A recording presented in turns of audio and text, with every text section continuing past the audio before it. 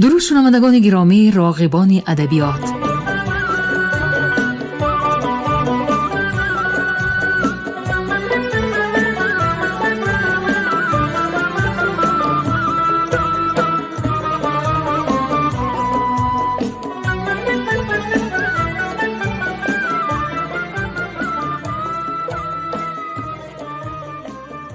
به توجه شما عزیزان، آثار مکمل یکی از شاعران حوزه ادبی عصر 19 بخارا، شمس‌الدین شاهین، تحت عنوان کلیات شمس‌الدین شاهین در قرائت کارمند شایسته تاجیکستان علیزاده عبدالرشید خوجمقل بشنوید. گفتار 23.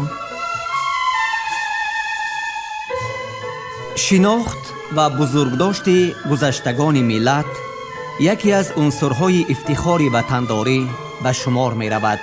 از این رو اقدام پرزیدنت جمهوری تاجیکستان محترم امامعلی رحمان در مورد رو آوردن به گذشته فرهنگ ملت در رابطه با درک مقام گذشته و امروزه تاجیکان در گسترش تمدن بشری شایسته تحسین است.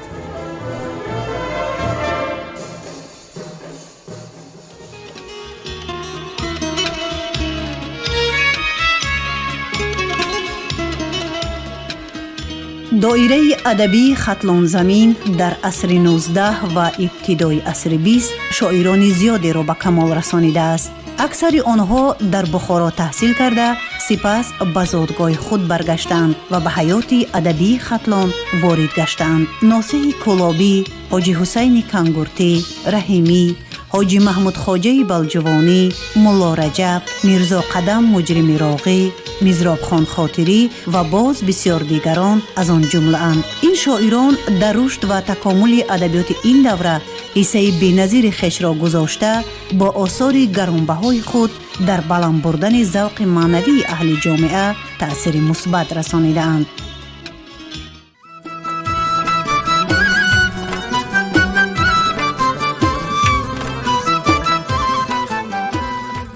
شمس‌الدین شاهین از ستاره های درخشان ادبیات فارس و تاجیک آخر عصر 19 می باشد که نام او به واسطه نام پدرش ملا امان که از دانشمندان و مدرسان مشهور بخارا بوده است با نام کولابی علاقمند است. استاد صدرالدین عینی در نمونه ادبیات تاجیک چنین فرمودند: پدر شاهین ملا امان نام کولابی است. از وطن اصلیش به نیت تحصیل علم و بخارا آمده در اینجا توطن و ازدواج کرده. شاهین در بخارا تولد یافته و کسب و کمال نموده است.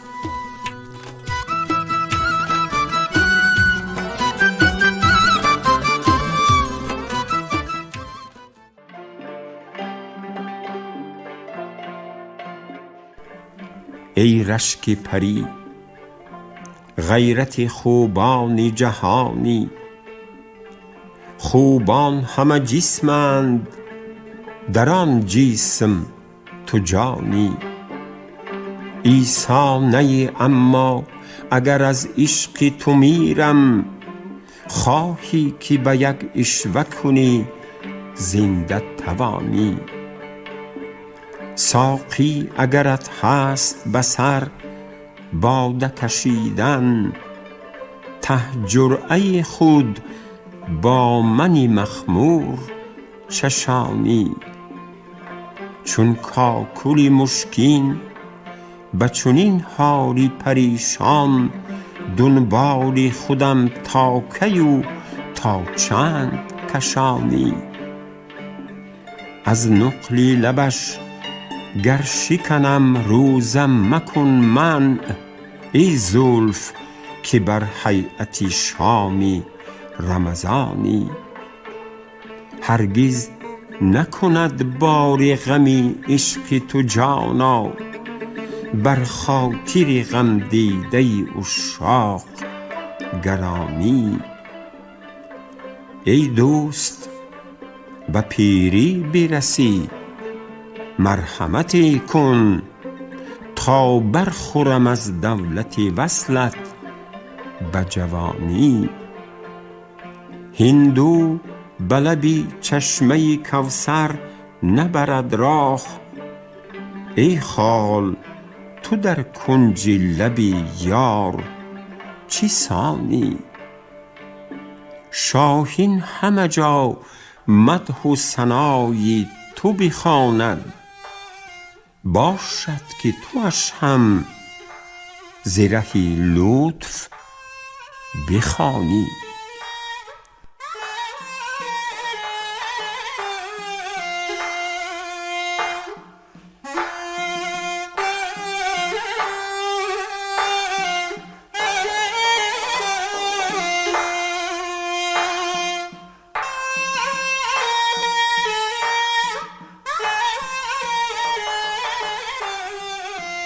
ای غره به افسانه ایام جوانی، خلقی ز غمت پیر شد این طرفه ندانی. معلومی تو حالم نشد از نامه و پیغام، بازا که کنم شرح غمی خویش زبانی. برگردم و چون اشک ز دامان تو گیرم، هرچند مرا از نظری خویش برانی. آنم که سری خود نکنم از قدمت دور، چون زلف اگر در قدم خویش کشانی.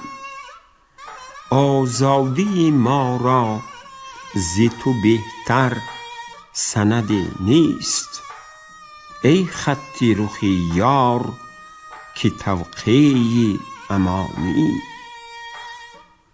بی غالیه در چین سری زلف تو بگذشت، مانا که کند باد صبا مشک فشانی. از زلف خود و روی خودی شوخ دلم را، با موی کشانی و به آتش بنشانی.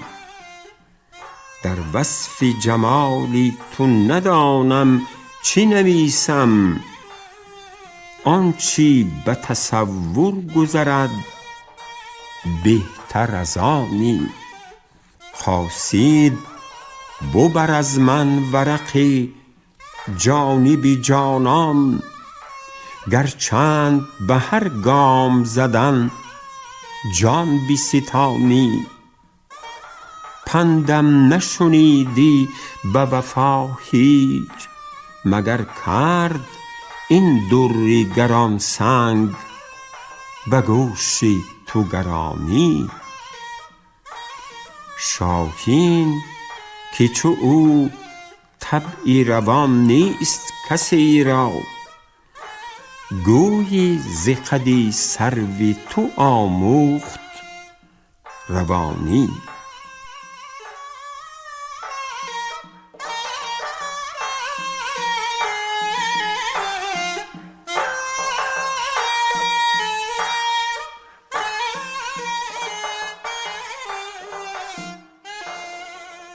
دلم ربودی و در قصد بردن جانی، اگر غلط نکنم سخت نامسلمانی.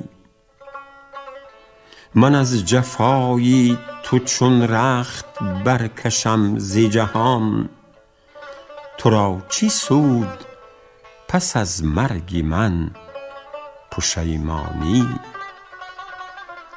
رسیده است به لب جانم از مشقت هجر، بیا که در قدمت جان دهم به آسانی. جز این قدر نبود خوبی تو را نقصان، که قدری عاشقی مسکین خود نمی دانی. فتاده است به دستی صبا چو خاطری من به طره تو مبارک شود پریشانی. زی پشتی توست رقیبی دهن کلام، ورنه به من تویی بتی آلفته با بی دندانی. زی بس جفای تو بر عاشقان زی حد بگذشت، نهاد قاعده عشق رو به ویرانی. گرفت موجه اشکم چو ابر دامنی بحر، هنوزی بتی من همچو غنچه خندانی. تو را چی فایده از آشنایی اغیار، جز این که خاطری عشاق خود برنجانی. گدایی سری کوی تو هر کی حاصل کرد، به نیم جو نخرد شوکتی سلیمانی. زیمنی تربیتی خسروی جهان شاهین، شده مسخری تو کشوری سخندانی.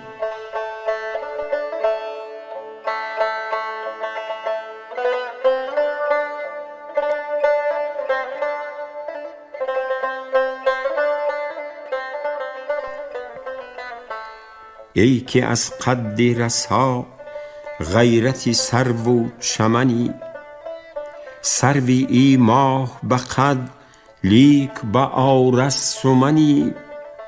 لب و دندانی تو ای سرو قدی سیمندام، بهتر از لعل بدخشانی و در عدنی.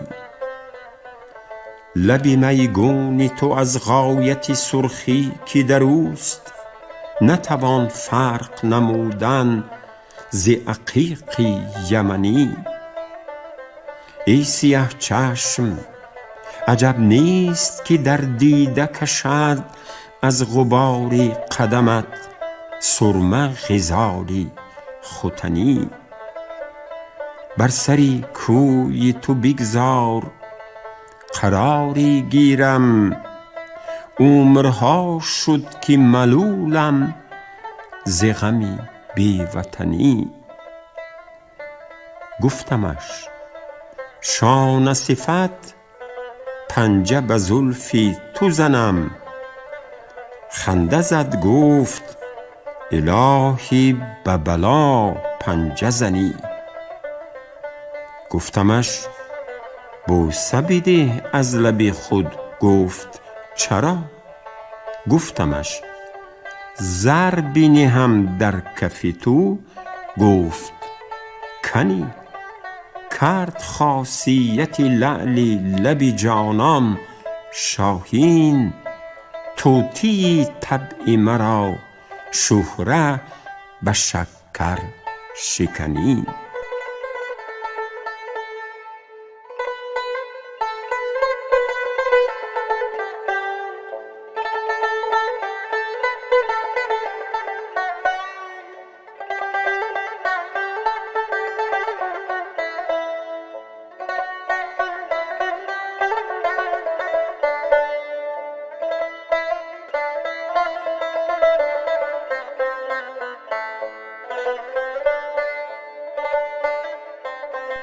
نیم من جز همین آواره گردی کوه و هامونی، ز خود بیگانه یعنی لیلی را گشته مجنونی.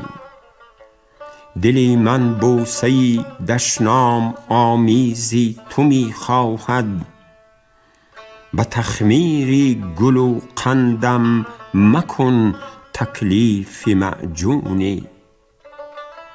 به وضعی مطلب از کیف و کمی امکان قناعت کن، که اینجا هیچ کس واقف نشد بر چنده و چونه.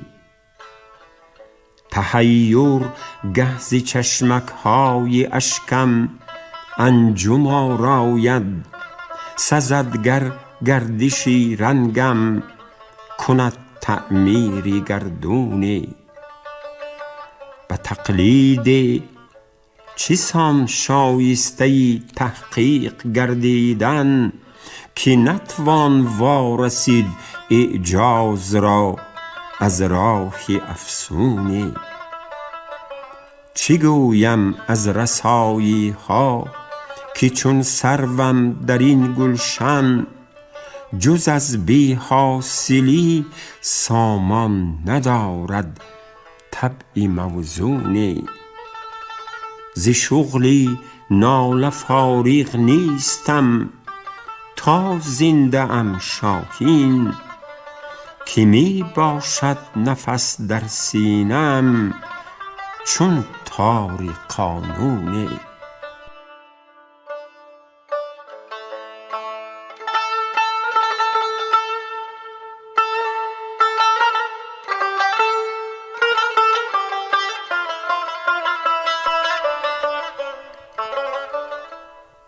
آن نه زلف است که بر چهره برانداخته ای، خلق را روزی سیاه بسر انداخته ای. من تو را مردمکی دیده خود می دانم، تو مرا همچو سریشک از نظر انداخته ای. از خطی سبز که بر طرف عذاری تو دمید، عنبرین حاله به دوری قمر انداخته ای. از کمان ابروی خود بر هدف سینه من، تیر انداخته از پای دیگر انداخته ای.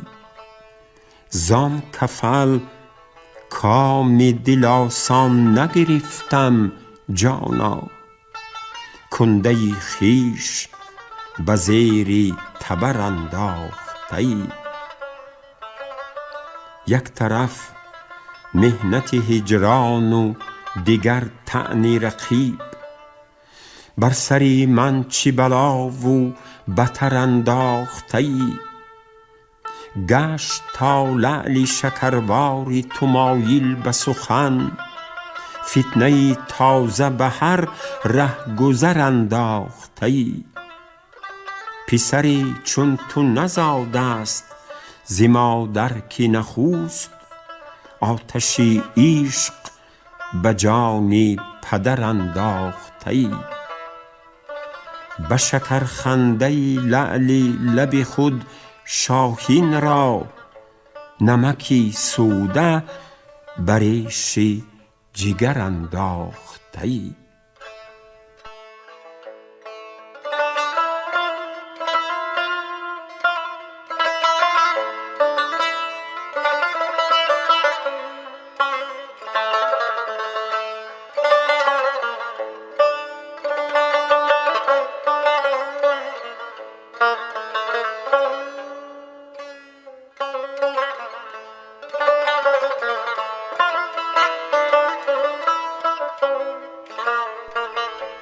محتسب منع غلط می کند از خوردن می، ذوقها تلقه لو کان زمان فعلی.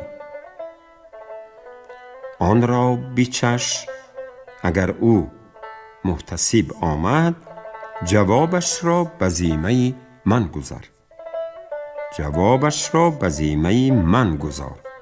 توجه کنید، محتسب منع غلط می کند از خوردن می، ذوقها تلقه لو کان زمان فعلی.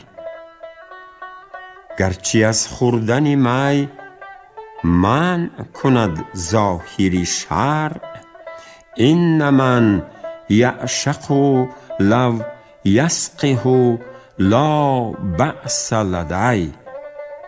توجه کنید، گرچه از خوردن می من کند ظاهری شرع، این من یعشق لو یسقه لا بأس لدی. گردهی کام دلم طالبم از جان، اما چی توان کرد میسر نشود جای قلی. می دهد رنگ گل از طرف عذاری تو شفق، می زند بوی عبیر از خم زلفی تو طلی. تب هجری تو مرا هست در ایام فراق، خوشتر از آتشی افروخته در موسم دی. سوزشی هجری تو را چاره همان درد دل است، لیس للحرقة ما یعلجها الی الکی. توجه کنید، برای سوخته دیگر دوایی نیست مگر سوزانیدن. سوزشی هجری تو را چاره همان درد دل است، لیس للحرقة ما یعلجها الی الکی.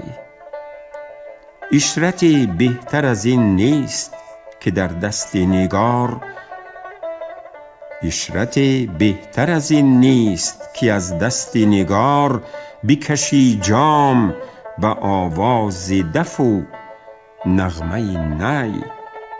گفتمش بوسه بده، خنده زد و گفت چرا؟ گفتمش وعده نکردی؟ به غضب گفت که کی؟ حرص شاهین به وصالت سبب حرمان شد، خوردنی باده ز حد بیش بله آرد قی.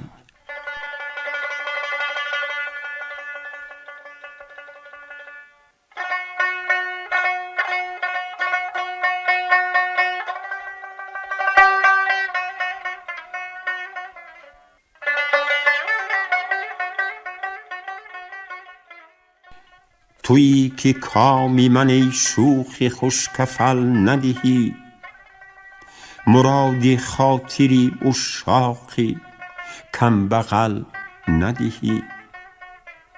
ز روی لطف به دشنامی تلخ شادم کن، اگرچه بوسه ز لبهای چون عسل ندهی. نخواهی آن که شود روزگاری خلق سیاه، عنان غمزه برام چشمی مکتحل ندهی. چه سان ز وصل تو خواهم کنار کار دگر، به بوسه کام منی خسته لااقل ندهی. چگونه کوه سورین تو را کنم توصیف، که رخش فکری مرا راه به کوتل ندهی. مرا چو نوبت وصل امشب است در همه عمر، تو آن نمای که عیش مرا خلل ندهی. دلم ز عشق تو خون شد به طره اش بسپار، قدح پر است خدا را به دست شل ندهی. تو را به این تنی نازک رقیب در خور نیست، چی می شود که به این ابلهی دغل ندهی. رقیب عشق ندارد مجو دلش به وصال، بران دواجه فضلت که با کسل ندهی. به شیله دل ز تو شاهین ربودی آن روخر، کنون بکوش که جان از رهی شتل ندهی.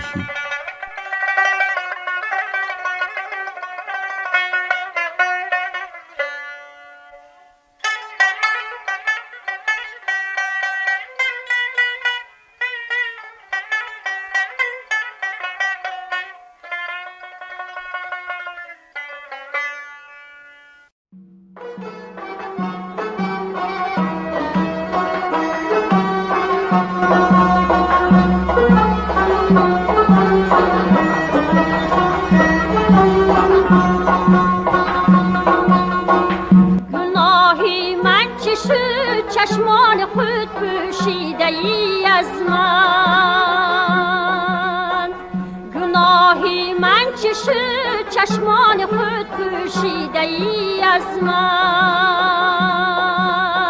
سرت گردم مگر حرفی بده بشنیده ای از من، سرت گردم مگر حرفی بده بشنیده ای از من.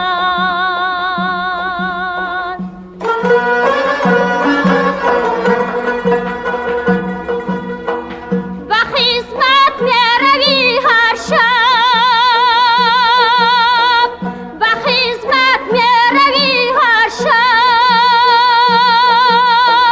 به من حرف نمیگویی، به من حرف نمیگویی. چی شد ای به مروت پس جدا گردیده ای از من، چی شد ای به مروت پس جدا گردیده ای از من.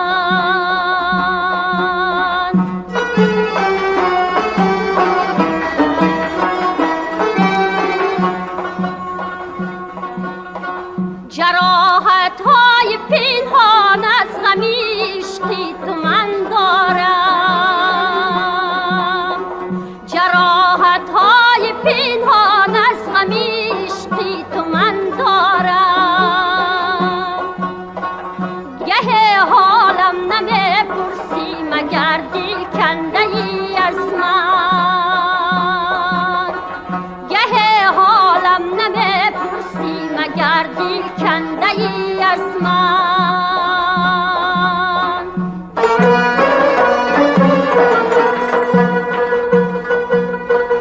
نه من بازم نه تو سیدی، نه من بازم نه تو سیدی، نه من شیرم نه تو آهو، نه من شیرم نه تو آهو.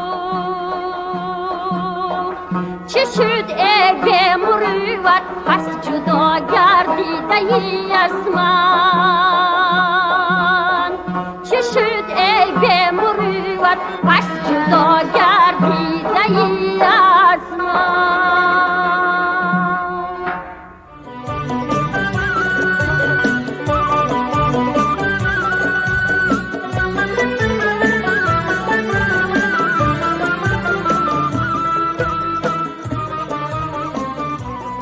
شنوندگان ارجمند، شما گفتار 23 را از روی کلیات شمس‌الدین شاهین در قرائت کارمند شایسته تاجیکستان علیزاده عبدالرشید خوجمقل شنیدید. کارگردان گفتار شیرعلی نغزلی، صدابردار کریم طالبوف. تا برنامه‌های دیگر روح بالیده، خاطری جمع و تندرستی تمنا می‌کنیم.